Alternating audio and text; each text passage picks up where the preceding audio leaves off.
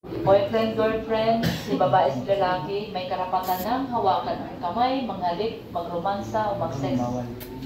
Karapatan nyo kasi relasyon nyo yan. Hindi talaga ako sa ito, no?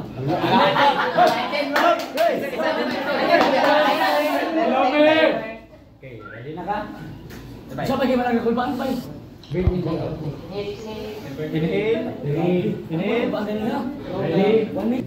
Hindi talaga ako sang-ayon sa maghahalikan at magtatalikan ang babae at lalaki kahit na boyfriend at girlfriend sila. Dahil ang babae at lalaki, meron silang sariling kasarian at sariling space sa kanilang sa isa't isa nila. At ang babae at lalaki ay bago lang sila nagsariling boyfriend at girlfriend. At hindi yan point na hindi sila magtatalikan, maghalikan o anong gawin nila. Dahil kung gawin nila yan, ay maaring masira talaga ang kanilang kasarian sa isa't isa. Kapag ginawa ang pagkahilikan at pag-sex sa isa't isa, sa lalaki at babae, ang magawa diyan ay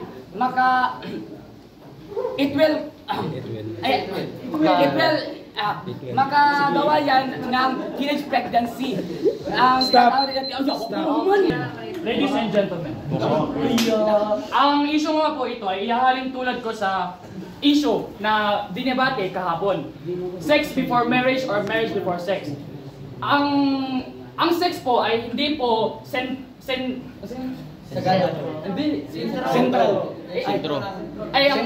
ang pagtatalik po ay hindi po nagiging sentro ng isang relasyon. Ang pagtatalik po ng magkasintahan ay isang form of trust between partners. So bakit natin binabawal ito? Sa Pilipinas po, binabawal po ito kasi ito ang nakasanayan. Pero sa Pilipinas lang po ito. Hindi po natin ito iyahalin doon sa ibang lungsod.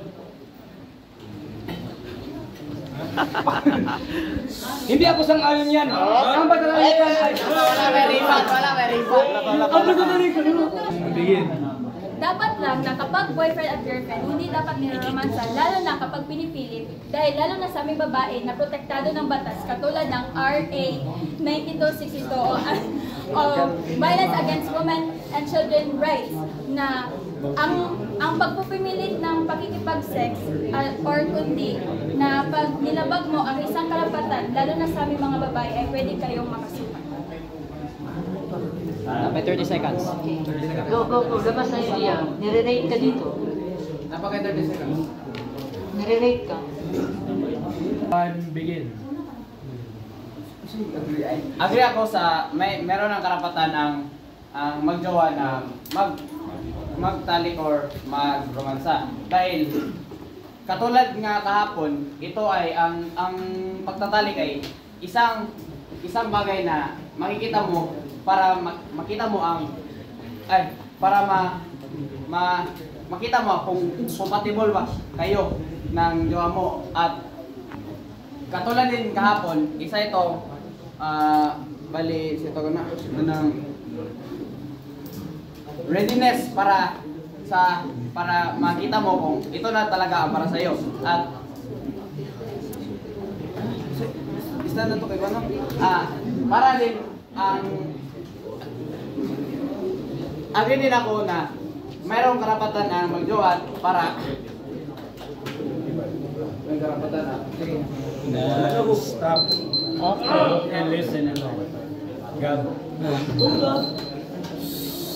Ready?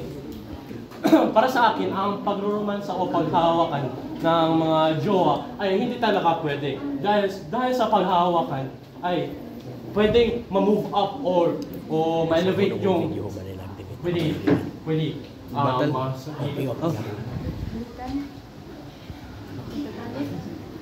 sa simula pa lang ay maghahawak ng kamay sa sunod sa human spell ay pwede silang maghahalikan o ano naman ang sunod baka ano pa ilang gagawin. O kaya kaya sa huli ay pwede ito magdulot ng teenage pregnancy. Kaya dapat sa face ng mga magjojowa o mga boyfriend or girlfriend ay talagang maging responsibilidad tayo upang hindi maging problemado at magsawa kayo sa Sa akin ay sang-ayon ako sa magtatalikan ang mag-girlfriend at mag-boyfriend kasi meron tayong tinatawag na long-term boyfriend and girlfriend. So, alam na nila ang responsibilidad ng kanilang gagawin at ano ang mga nangyayari sa kanila. Dahil rin ang pagtatalikan din ay isa ring form sa ating affection, sa ating karelasyon at ating pagmamahalan, at ito rin ang form ng trust sa relationship ng magkasintahan. Sa ating henerasyon ngayon ay parang dinonormalize na natin ang pagtatalikan sa mga pribadong mga lugar, yan ganyan. So sa aking palagay, sang-ayon ako na pwedeng magtatalikan ang magkarelasyon. Begin. Walang karapatan ang magnobyo na maghalikan o magtalikan sapagkat ito ay nagbibigay respeto sa pagiging babae kung ito ay respeto mo ang desisyon sa isa't isa. Ang komunikasyon ay importante sa dalawang magkasintahan. Kung gusto mo at hindi mo gusto, dapat itong respeto sa isa't isa. Para sa akin, ang pagtatalik at paghahalikan ay hindi ito ginagawa ng magkasintahan o magnobyo. 15 seconds. Dahil walang karapatan ang magjowa ay ang magnobyo na maghalikan at magtalikan. Dahil hindi pa sila kasado.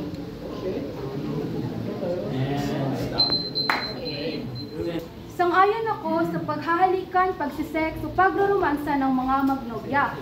Ngunit may kalakip itong limitasyon. As long as wala silang tinatapakang tao at alam nila kung ano ang consequences o ang kahihinatnan ng kanilang gagawin. At alam nila kung ano ang ginagawa nila, may sapat silang kaalaman dito at alam nila kung hanggang saan lamang aabot ang kanilang pagiging pagnobyo at pagnobya. 20 seconds. 5 seconds remain. Sang-ayon ako dito. Yun, may kalakip itong limitasyon at kinakailangan ng mga magnobyo at magnobya na mayroon silang kaalaman sa kanilang gagawin upang hindi ito. Hindi lahat ako sang-ayon sa paghihilikan at pagtatalikan ng isa't isa. Dahil wala pa silang level kung gawin yan. Dahil sila ay girlfriend at boyfriend lang pala. At wala silang connection na gawin ang paghalikan at pagtatalikan. Dahil hindi pa sila ikinakasal.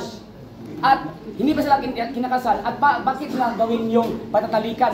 Pag gawin nila ang paghalikan, ang problema ay magawa yan ng teenage pregnancy at makagawa rin yan ng problema sa kanyang kapamilya. Hindi natin alam na hindi alam ng pamilya nila na nagtalikan sila at naghahalikan. Kaya nga pag nalaman nila yan na ang magkasintahan ay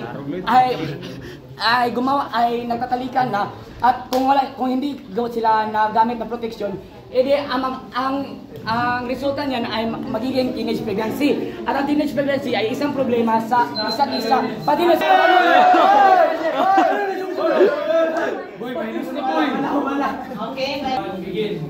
Siyempre, mag-nobyo at nobya na sila, magkasintahan na sila.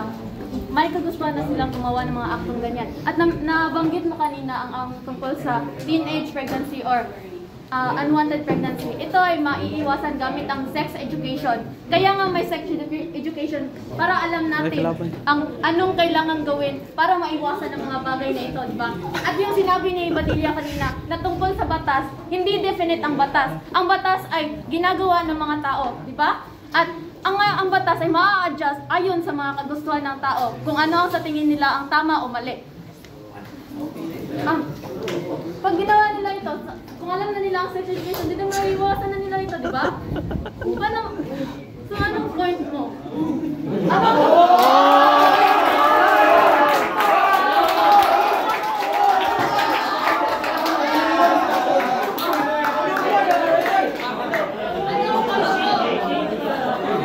Sige. Hindi ka talaga ko yan. Wala na.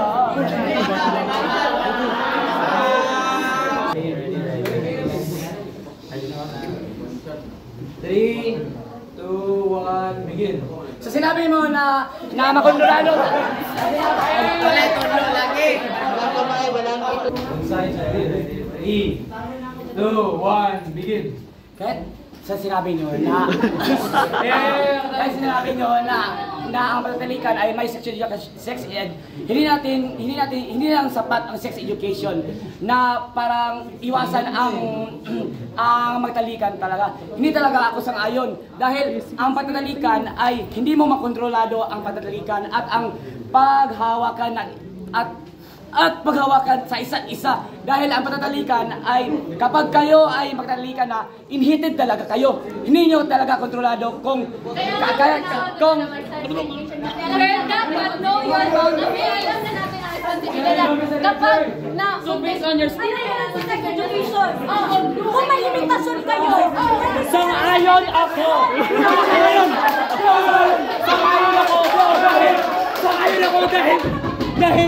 dahil walang konsente ang mga parents nila. Ayaw ko ano.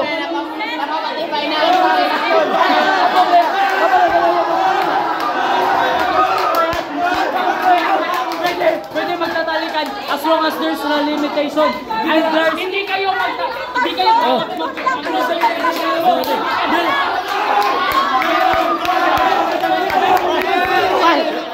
konsente ang mga parents nila. Bakit i-for? Ha?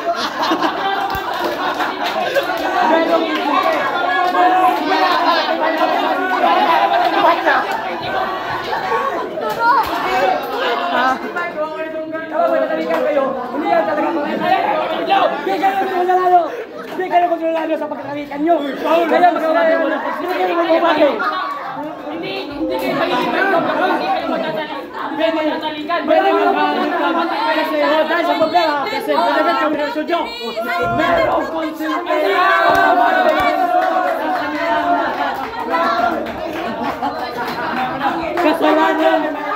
Kasalanan na nila yon kung wala. Dahil pwede ka